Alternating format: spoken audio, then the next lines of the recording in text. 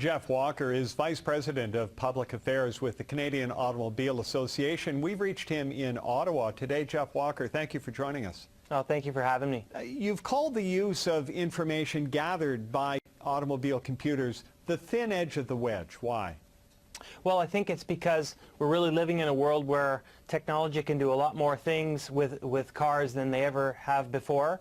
And so there's a whole bunch of things that go beyond the black box that all of us in society are going to have to think about. Who's going to have access to it, who's not going to have access to it, and frankly, who controls access to it. There are two devices gathering data in cars now, the so-called black box used by investigators, but there's also something called the OBD port. What does it do? Well, the OBD port is another, if you will, another place that you can plug in. It's a little bit like a place you might plug in a USB in a computer, and there's more data that can come through the OBD port about how fast you go, what kind of emissions your cars are going.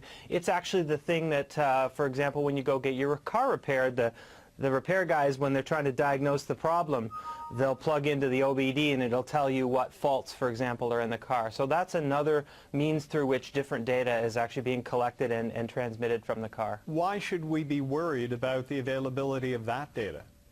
Well, we shouldn't necessarily be worried about it. It's more a question of being informed about it. In other words, data's coming through there, right? Data's in the black box, and then there's another generation of data that's going to be actually transmitted out through a SIM card probably out of your car within the next 5 years or so. Really? Yeah. And what kind of information will it relay?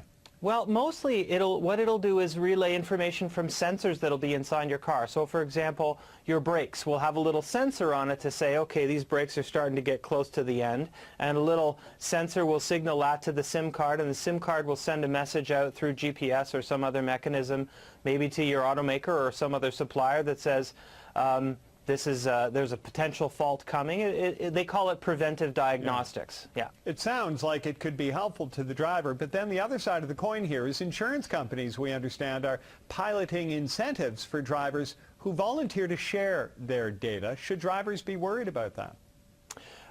We don't think so at CAA. We think that there's a real opportunity, frankly, for drivers to get benefits from it. We think the critical issue is, A, that drivers are allowed to opt in or opt out to those things if their insurance company offers it to them, and B, that consumers are fully informed of exactly what that information is being utilized for. So are we verging on an era where insurance companies are going to say, Jeff Walker, if we don't get that information from the data collecting devices in your car, then your premiums are going to go up $200 a month? I don't see that coming. I think that there's enough organizations and players in Canada governing this on the regulatory side to manage that question. I think more likely it'll be, here's what the rates will be, and if you choose, for example, to use this thing called usage-based insurance, where it monitors how far you're actually going, how many kilometers you go, how often you go over the speed limit, etc. It may end up giving you discounts actually on the insurance you pay. Do we need hard and fast rules on the availability of this data that is collected by automobile sensors and computers? We probably do.